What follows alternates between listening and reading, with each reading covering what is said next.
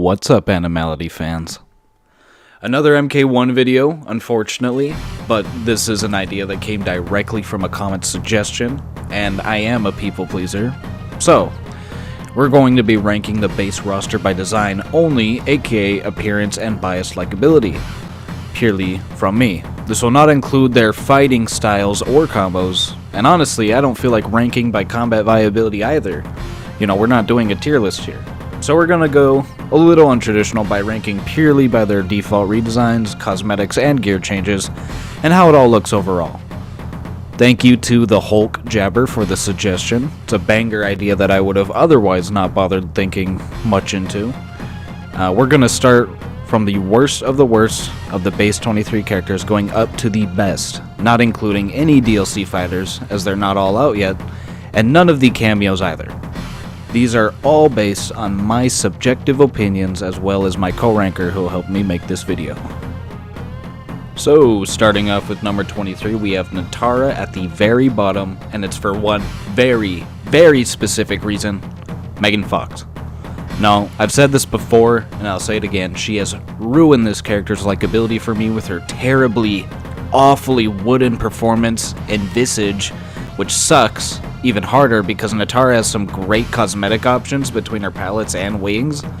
You know, they do look really good, and she is a fun fighter to play as. Actually, really fun. But I can't stand her design anymore due to the MK celebrity shoehorn that is Megan. Oh well. And number 22, we have Tanya. Mostly because of the sorely missed potential. You know, she doesn't look or remind of Tanya at all, other than the yellow color palette.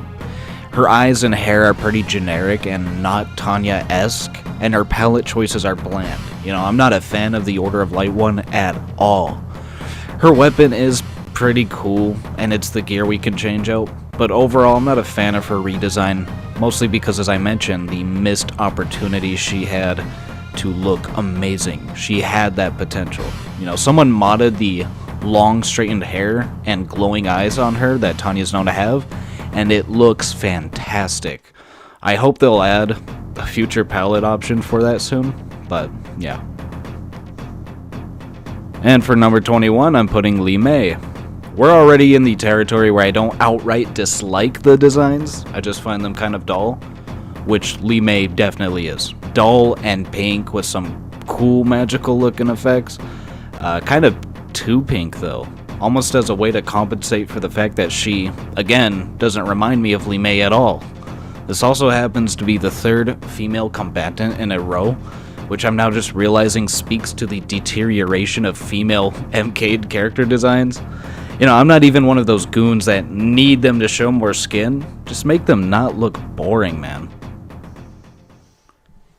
At number 20, I have Sub-Zero, aka Edgelord Bihan, as he's known in this game. And it may surprise people to have a staple ninja this low, but honestly, Bihan is so damn uninteresting in this game that I have a bias against him, okay?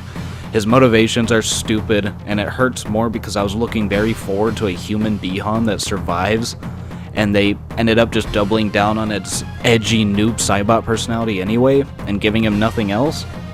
Personality aside, the design is very standard. You know, he's got his hair out, his Order of Light palette is noticeably missing a blue color for the blue ninja, and I'm not a fan of his maskless look either, but I'm happy they're options, you know. Most of his masks, kind of suck. And for number 19, we have Kung Lao. He hasn't changed that much, other than the fact that he's a bit blander than his MK11 design. Which, you know, it makes sense. He's just a farmer in this game, not a Shaolin. But I feel like overall they did him kind of dirty, especially with the great Kung Lao anticipations they set up in MK11.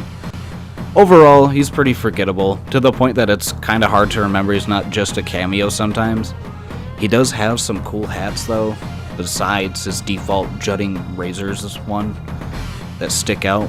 I mean, as you would expect, you know, his hat is his entire one gimmick. Number 18, we got Raiden, the other friend reduced to a simple farmer.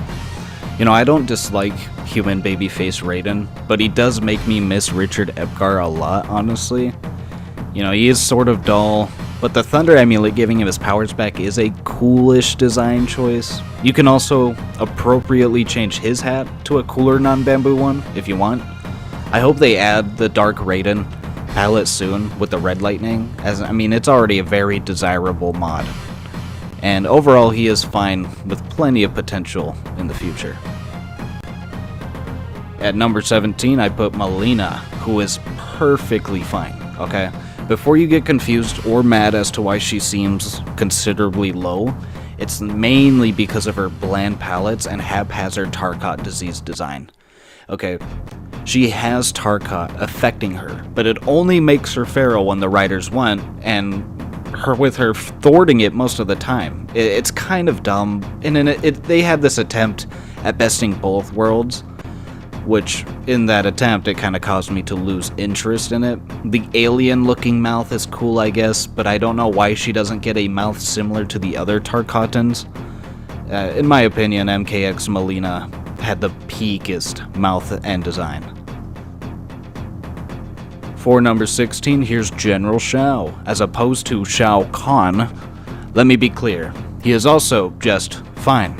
His horns didn't grow on me as much as I thought they would, probably because they look weird when he's not wearing his mask, and you can just tell that they're going to be in every future palette. But Shao's new personality was pretty underdeveloped and pretty much backpedaled to his Kanem ways, but nerfed, you know.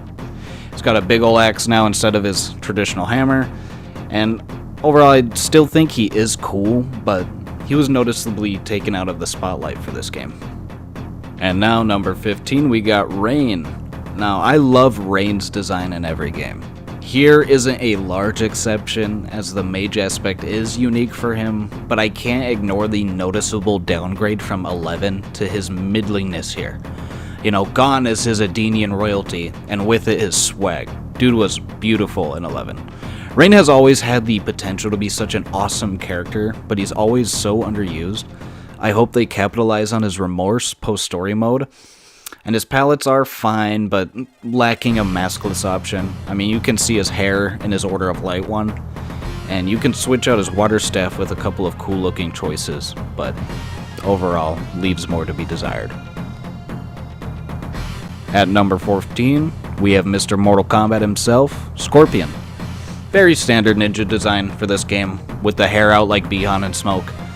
And the rope dart is finally an actual rope again, which I surprisingly like. You know, the scorpion tattoo on his arm is a little goofy, but overall I like his palettes, in particular the Titan variant that we got in Season 1, which is implied to be Hanzo Hisashi. You know, Kuai Liang as Scorpion wasn't an awful choice. I wish there was an option to put his iconic eye scar on. I mean, he got it in the story mode, right? And he has better masks than Sub-Zero, but I'm still not a big fan of his maskless look. And number 13 is Fire God Liu Kang. Liu finally takes his place as the game's undisputed main character and Earthrealm's protector. I like the dragon motifs he has, with the red and blue dragons representing the fire and thunder elements he controls respectively. I get that the man is humble, but he does dress rather plainly, with a classic shirtless palette and his gauntlets as the customizable gear. I wish there was an option to turn his hair silver again like it was at the end of MK11 though. Overall, really cool. For number 12, we have the other timekeeper, Garrus. They turned around and made him so much more likable in this game, in my opinion. His palette design shifting with whoever is Titan is a nice touch, because with Liu Kang he is lighter and he's got his beautiful blue eyes, and he has esoteric time construct designs all over him. But with Shang Tsung, he has his Order of Dark palette, and man, the designs for that one are so badass. Probably the coolest palette design in the entire game. But they patched out his yellow eyes back to blue for some reason when you switch them around. They did used to be yellow in Season 1. I don't know if they just didn't bother to fix it or what, but anyway, his gear cosmetics are for the chest piece he has, but it's not that noticeable when you switch them around. Overall, gotta love Gears. At number 11 is Smoke, aka Tomas, aka Peter Parker. Because Smoke is voiced and designed directly off from Yuri Lowenthal, the voice actor, which isn't a bad thing this time as he is an actually good voice actor. but it is hard to disassociate him from Spider-Man. I do like Smoke's design overall though. You know, he's got his classic silver hair. His gas mask look is probably the best of all the ninja masks by far. If only they had more masks utilizing that look similarly, you know. And he's got his hooded palette, which is fine, but it doesn't cover his hair completely. All the ninjas are lacking kind of a classic full covered head look either way. Overall, very good Smoke redesign. And number 10 is Sindel, the goddess slay queen herself. What can I say other than god damn, she is a perfect Sindel design. I mean, her stunning hair does more proactive work for her during combat. She's finally returned back to her roots as a good character and mother, and her palettes are also super nice. We already have that more classic evil palette for her as well. My only cosmetic gripe with her is her gear being a mandatory forehead mask. I mean, we're currently missing a maskless option for her at this time. At number 9 is the youngest daughter, Katana, my personal favorite redesign of the royal family. Katana has always been a significant character in the MK story, and my favorite female ninja. You know, blue ninja. As she is absolutely amazing in this game and has some good palette choices. Her fans are unsurprisingly her gear cosmetic that you can change, with some really nice looking designs for some of them. I wasn't expecting them to put so much effort into the fans because we barely see them during combat. But you gotta love how she actually looks related to her mother and sister too. So, for number 8 I have Reiko, talking purely from a design perspective and not personality. Because Reiko is ass in that regard, but he is designed from his Armageddon look and is entirely carried by his awesome gear and badass palette designs. Dude's got the Spartan gladiator clothes look going on, and his gear completely changes his headwear, allowing you to make him look like a Greek god if you want. I'm also still waiting for a way to unlock his traditional hairstyle with full short hair. I mean, you can literally see it advertised on the shop, but with no way of unlocking it currently. At lucky number 7, we got Shang Tsung himself. This man's design is serving dick in this game. It's inspired by Hiroyuki Tagawa's performance in 11, with Shang being definitively designed after him, with his VA even doing a straight impression of the guy. You know, he is a sassy cock in this game with a more mad scientist angle as opposed to his traditional sorcerer. Even though he is still a sorcerer, but, you know, it works very well. He's got his Wolverine claws, which are a cool touch with his palette's color choice. With his palette's color choice also reflecting when you switch to his old age morph. You know, just a great Shang Tsung design overall. And at number 6, Havoc sits. Very happy to see this man back, such a unique character. His design is badass with his palettes completely changing his skin and blemish. I kinda wish there was an option to remove his nasty face scar since we know what he looks like without it from the story mode. But his gear does change his headwear completely otherwise. Some nice cosmetics with it, with his OG helmet even available from the 3D era. The Havoc we see in the story mode is actually supposed to be Dairo, with Havoc's design and name. But there's currently potential for the true Cleric of Chaos to make his return. Top 5 now, with the first of which being Ashra, the Demoness, also back from the 3D era. My personal favorite female combatant in this game. I'm a huge fan of her comeback and redesign, especially her Order of Light palette, giving her hat with her long white hair. Looks amazing. You can change her Chris as the gear cosmetic with the glow color reflecting her palette choice. She looks great, very fun to play and use in this game. I can see why Reptile and her hooked up. So, for number 4, we got Kenshi, the sexy Japanese man with a katana. This is absolutely Kenshi's peak design. You know, we finally got to see him with his eyes before he immediately lost them in the story mode.